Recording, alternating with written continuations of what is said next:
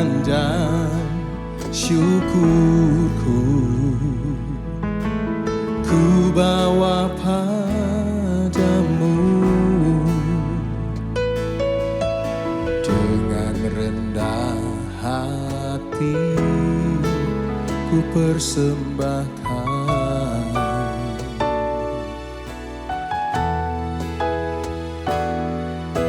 sadar bila ku ada hanya karena anugerah, bukan karena kekuatanku.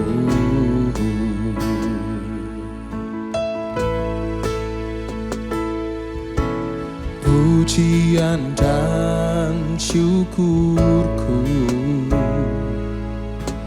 ku bawa padamu. Dengan rendah hati ku persembahkan,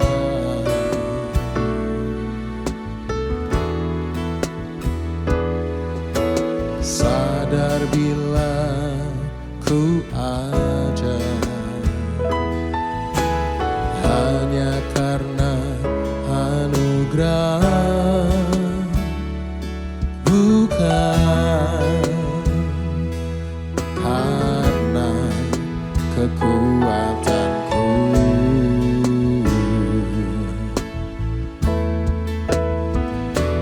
Ku tahu hidupku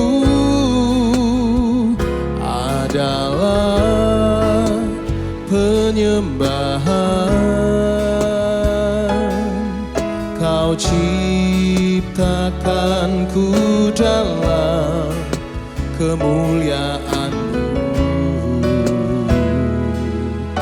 Oh, ku tahu hidupku berharga di mata-Mu.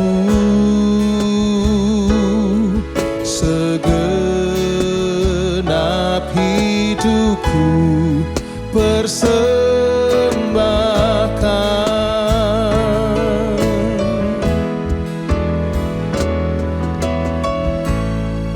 Kami persembahkan hidup kami kepada-Mu ya Tuhan, sebagai korban yang hidup, yang berkenan, kudus di hadapan-Mu. Kami rindu menyembah-Mu dengan cinta kami, Yesus. Haleluya. Oh, oh.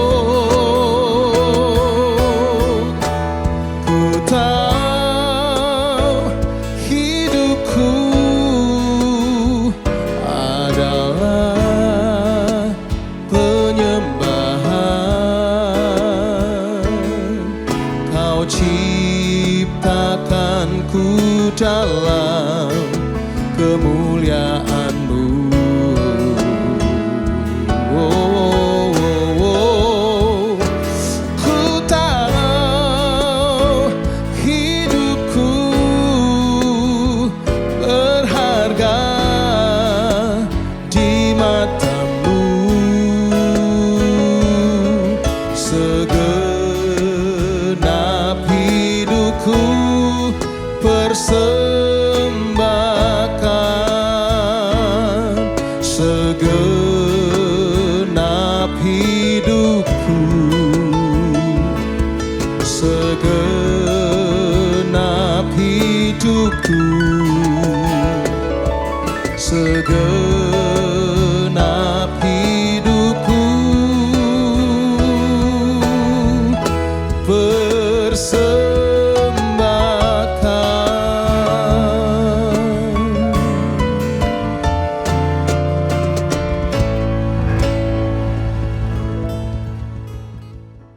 Shalom, jemaat yang saya kasihi. Yahweh adalah nama Bapa Surgawi kita. Yesaya 42 ayat yang ke-8, Akulah Yahweh, itulah namaku. Dan aku tidak akan memberikan kemuliaanku kepada yang lain dan pujianku kepada patung. Pada waktu itu, Bapa sendiri yang memperkenalkan namanya kepada umatnya. Hari ini, di dalam Kristus Yesus, kita juga adalah anak-anaknya. Galatia 3 ayat 26, karena kamu semua adalah anak-anak Elohim oleh iman dalam Kristus Yesus. Tidak tahukah saudara dan menyadari akan hal ini? Walaupun kita masih di bumi, kita memiliki Bapa surgawi. Bukan saja Bapa secara fisik di dunia, tetapi kita memiliki Bapa secara roh. Akan tetapi, walaupun secara roh, apa yang Bapa perbuat bagi kita akan nampak nyata dalam kehidupan kita. Apakah saudara mengetahui untuk apa Tuhan memperkenalkan diri dengan memberitahukan namanya? Dia mau memperkenalkan namanya dengan tujuan membuktikan keberadaannya bagi kita untuk kepentingan kita. Keluaran 3 ayat 15, Elohim berfirman lagi kepada Musa, katakanlah demikian kepada Bani Israel, Yahweh Elohim leluhurmu, Elohim Abraham, Ishak dan Yakub telah mengutus aku kepadamu. Itulah namaku untuk selama-lamanya. Dan seperti itulah aku diingat di semua generasi turun-temurun. Dahulu Bapa membuka dirinya melalui Musa kepada umatnya bangsa Israel. Dengan tujuan apa ia membuka diri? Yakni dengan tujuan agar bangsa Israel terbuka lebar hati dan mata mereka bahwa Bapa Yahweh lah yang membebaskan mereka dari perbudakan di Mesir serta yang memelihara mereka. Melalui Yesus Kristus, Bapa surgawi kita juga membuka dirinya bagi kita.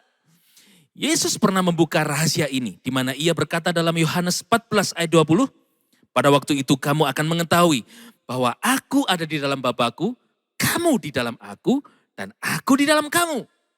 Seseorang tidak akan pernah tahu dan memahami bahwa ia bisa mendapatkan apa yang ada di dalam apabila ia tidak memasukinya, sebab ia hanya di luar saja.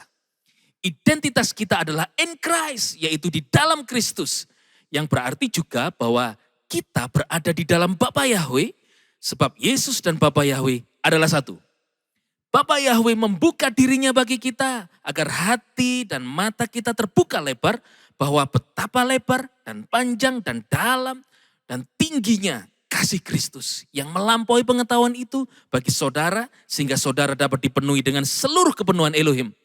Percayalah bahwa saudara dikasihi Yesus. Mari katakan bersama saya, I am God's beloved.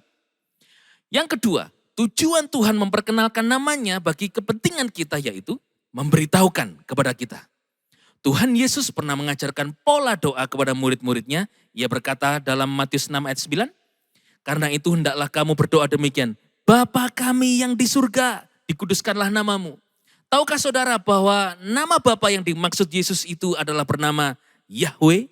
Melalui Nabi Yesaya diberitahukan, yaitu dalam Yesaya 63 ayat 16, sebab engkaulah Bapa kami, walaupun Abraham tidak mengenal kami dan Israel tidak mengakui kami, ya Yahweh, engkaulah Bapa kami, penebus kami, namamu kekal selamanya.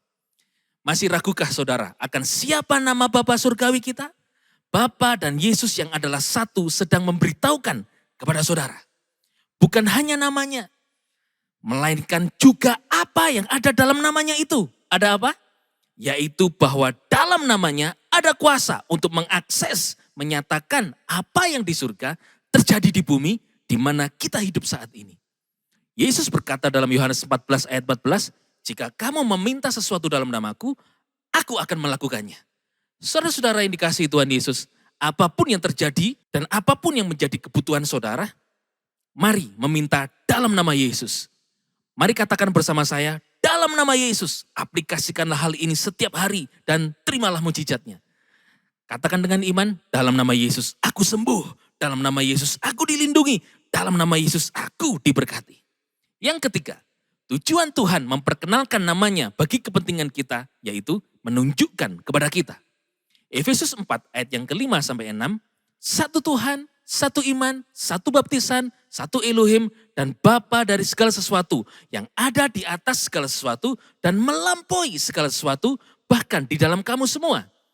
Tuhan memperkenalkan dirinya kepada kita supaya kita memahami bahwa dia ada di atas segala sesuatu dan melampaui segala sesuatu.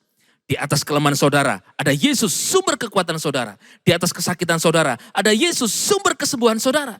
Di atas kekurangan saudara, ada Yesus sumber berkat dan kelimpahan saudara.